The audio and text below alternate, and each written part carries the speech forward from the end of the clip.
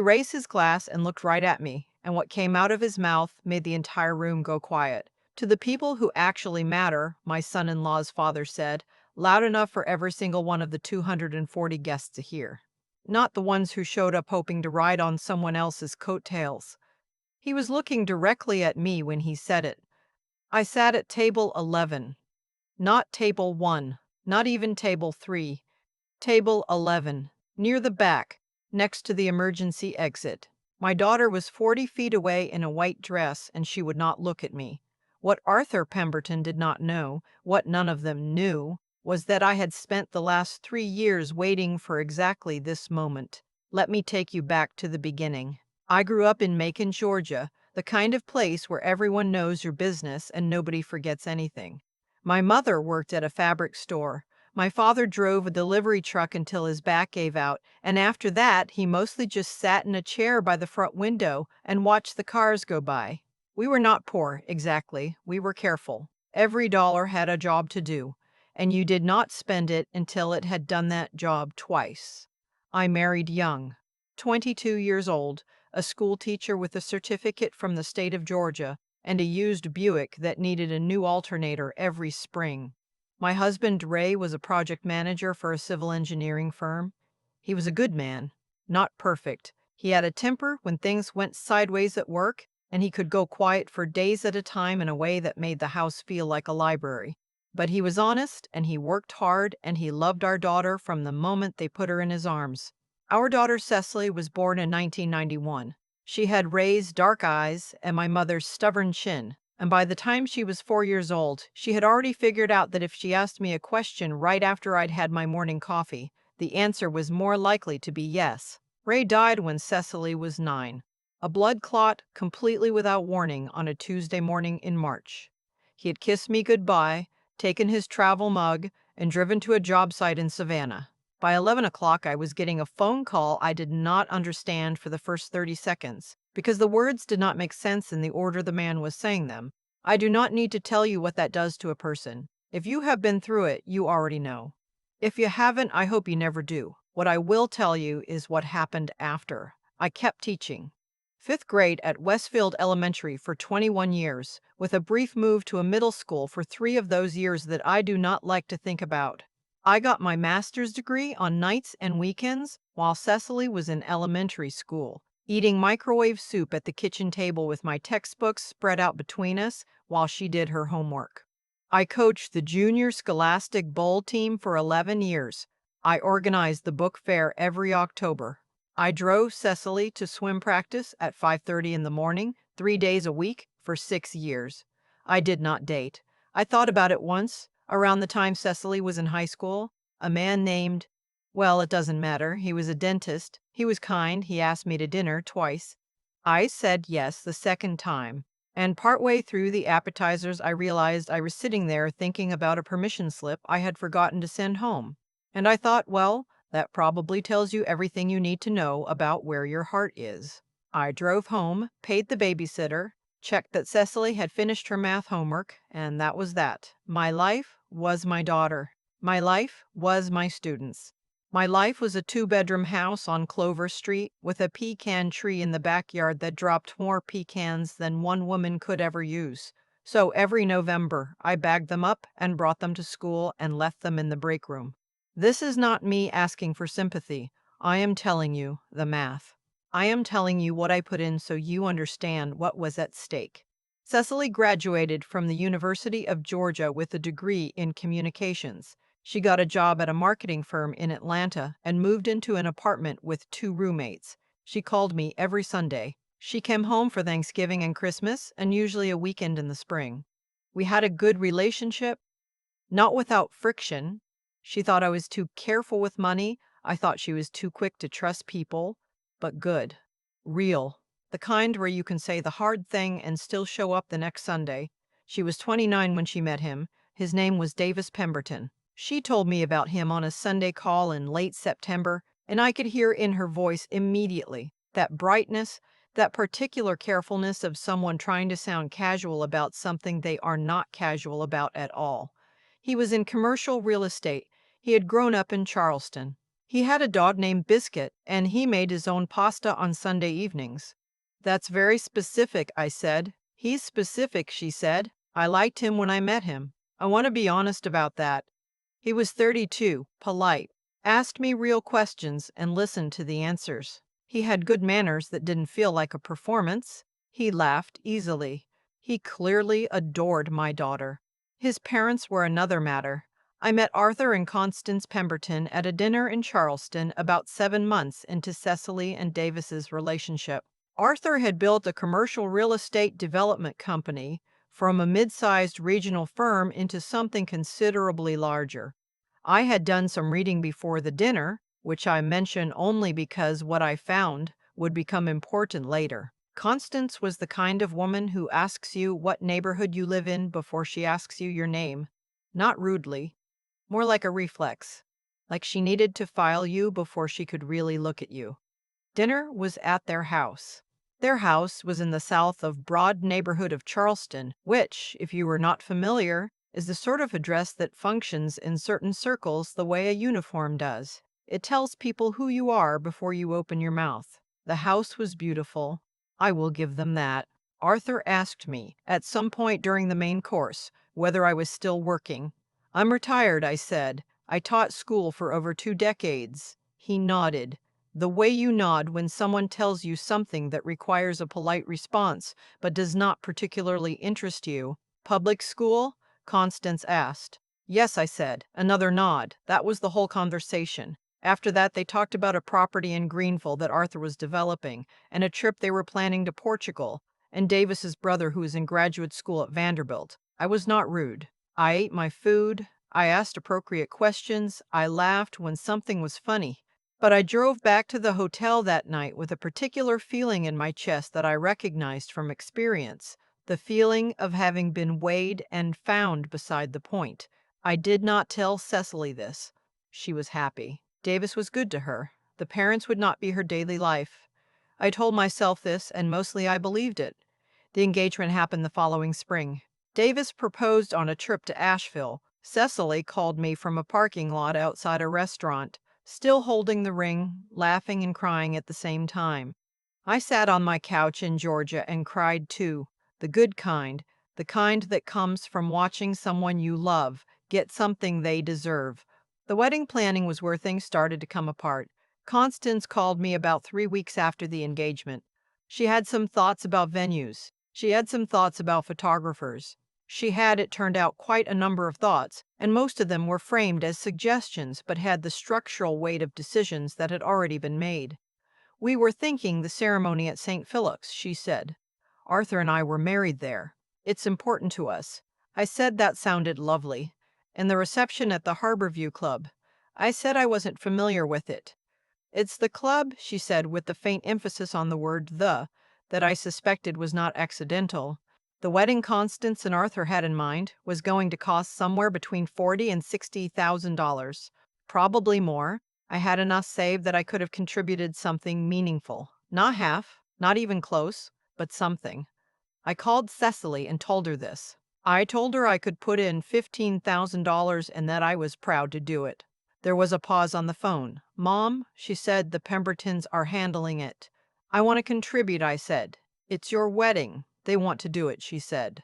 Please don't make this complicated. I did not make it complicated. I wrote a check for $15,000 anyway, made it out to Cecily directly, and I told her to use it however she wanted. New apartment furniture, a honeymoon upgrade, an emergency fund, whatever she needed. She thanked me and said she loved me. That was March. By July, I had found something. I want to be careful here about how I explain this because I am not a dramatic person by nature and I do not want to make myself sound like some kind of investigator. I am not.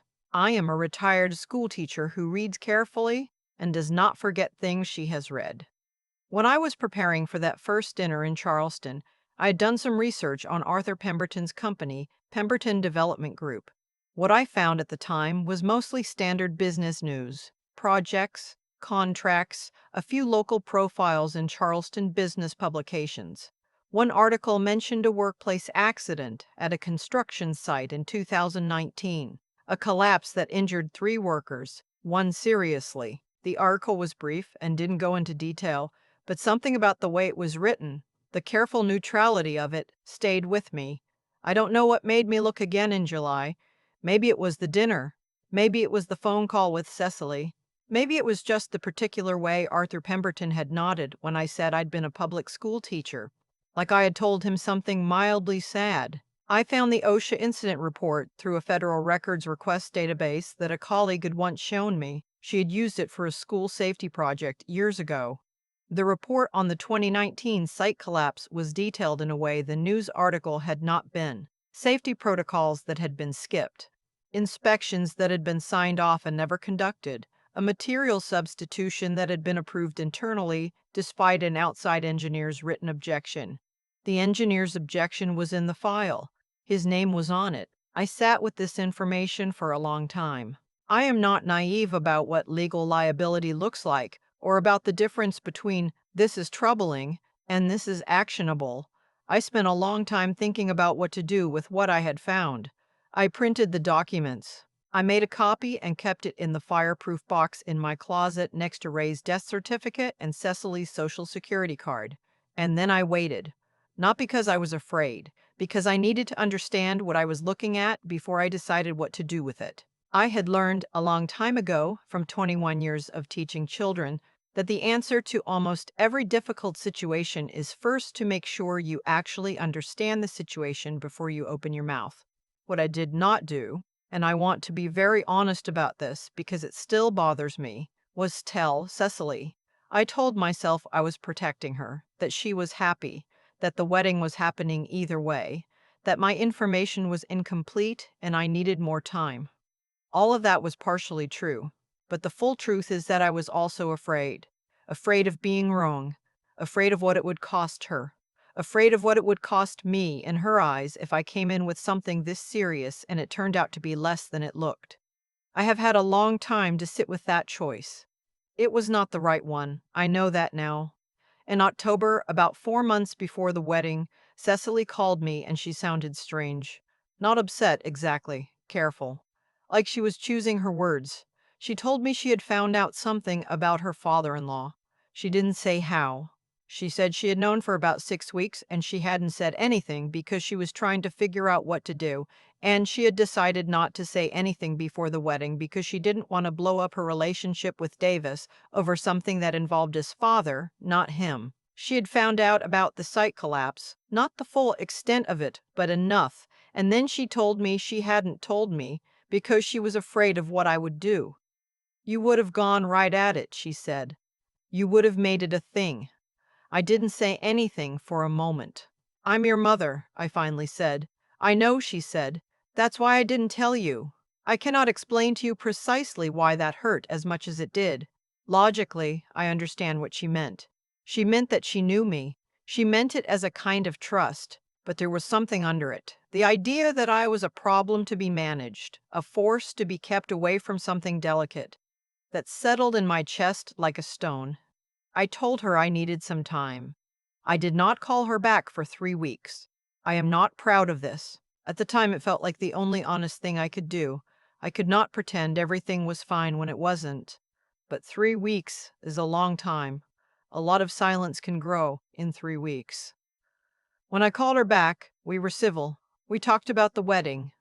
We talked about logistics. We did not talk about the real thing. She got married in February. The ceremony was at St. Philip's. It was beautiful.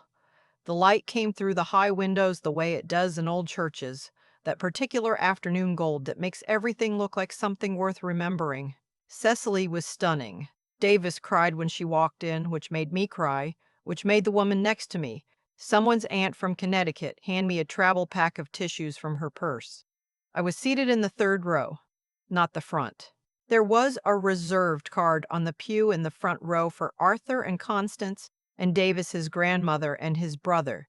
My name was not on a reserved pew. I noticed this. I chose not to say anything. I sat in a third row and watched my daughter get married, and I told myself the row did not matter. The light was the same in the third row as the first. The reception was at the Harborview Club. By any measure, it was an extraordinary event. Flowers I could not name. A string quartet during cocktail hour. A dinner that had more courses than I had fingers. 240 guests, most of them from the Pemberton side of things, people who had been going to events at this club for decades and moved through the space with the ease of people who had never had to think about whether they belonged somewhere. I was at table 11. I found this out when I looked at the seating chart near the entrance. Table 11 was near the back wall, beside the service corridor. My table mates were Davis's former college roommate and his girlfriend, a cousin of Constance, who had driven up from Savannah and spent most of dinner looking at her phone, and two people I never did identify who seemed to know each other but no one else. I sat down. I ordered the chicken. I made conversation, and I waited. Arthur Pemberton gave his toast about 40 minutes into dinner. He was good at it. I will give him that. He had the easy authority of a man who has spoken in rooms full of people for a very long time. He talked about Davis with real warmth. He talked about legacy and family and building something that lasts. He toasted his son and new daughter-in-law with a story about a time Davis was 12 years old and negotiated a deal with a neighborhood kid over a bicycle that Arthur said showed his son would always know how to find the value in something. People laughed. Cecily smiled. Davis looked at his father like the sun shone out of him, and then Arthur said it. He had been talking about gratitude, about the people who showed up to celebrate, and something shifted in his face, just slightly, and he looked toward table 11, and he raised his glass again, and he said, "Of course, a wedding brings all kinds of people together, people who belong, and people who attach themselves to the occasion for reasons of their own." He was smiling when he said it. I suppose every family has its table 11. 240 people went quiet. Some of them looked at me. I know this because I was looking back. I have thought about that moment many times since. What I felt was not exactly anger, though anger was part of it. What I felt primarily was a cold, very specific clarity, the kind that comes when the situation you have been quietly preparing for arrives exactly as you expected it. I set down my fork. I stood up. The room was still quiet. 240 people watching a 63-year-old woman stand up at table 11. "Mr. Cosm." "Pemberton," I said, and my voice was steady, which surprised me. "I wonder if you'd like to tell your guests what OSHA case number 1974882 is." He blinked. The smile didn't move, but something behind it did. "Because I'd be glad to," I said. "I did not do what you might imagine I did. I did not make a speech. I did not list the violations. I did not detail the injuries to the 3 workers at the Greenville site, or the internal memo that had been written by his own safety director and buried, or the name of the outside engineer whose written objection had been filed away and never acknowledged. I did not do any of that.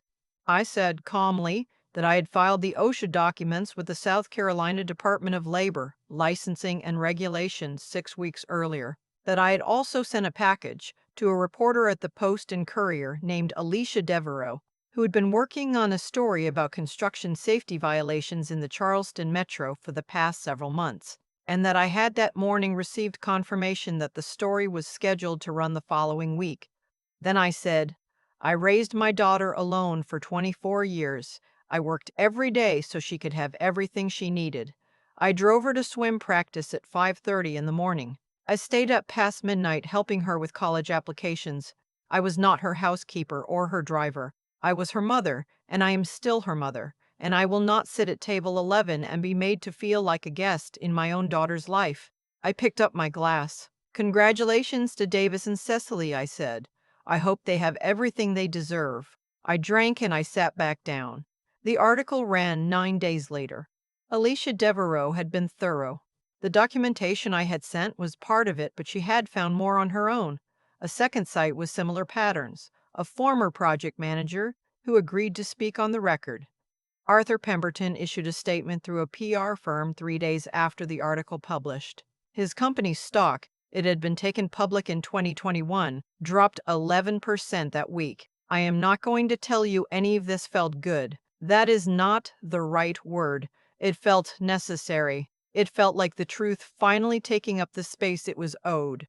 What happened with Cecily was harder. She called me the night the article ran. I could tell she had been crying. 'Did you know this whole time?' she said. Since July, I said, before you told me in October. She was quiet. Why didn't you tell me? Because I was afraid, I said. I was afraid of getting it wrong. I was afraid of what it would cost you. I was afraid you'd do exactly what you did, know about it, and decide to let it go. Maybe I should have been allowed to make that choice, she said. Maybe, I said. I'm sorry I took it from you. Another silence. Why didn't you tell me you knew in October? She said. When I told you I knew? Because by then I had already sent the documents, I said. I had been waiting for the right moment. I thought the wedding. I thought if anything was going to happen, that was when the record would matter most. I heard her breathe. You used the wedding, she said. I used the moment he chose to humiliate me, I said. He gave me the moment. I just came prepared for it. She did not speak to me for 2 months after that call. 2 months of nothing, no Sunday calls, no texts, no word through anyone.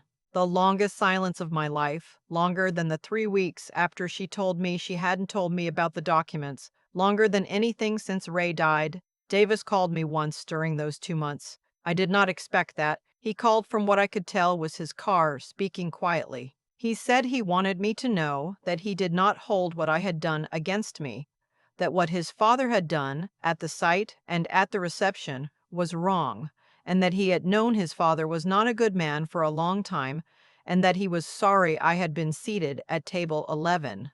Your mother organized that seating chart, I said.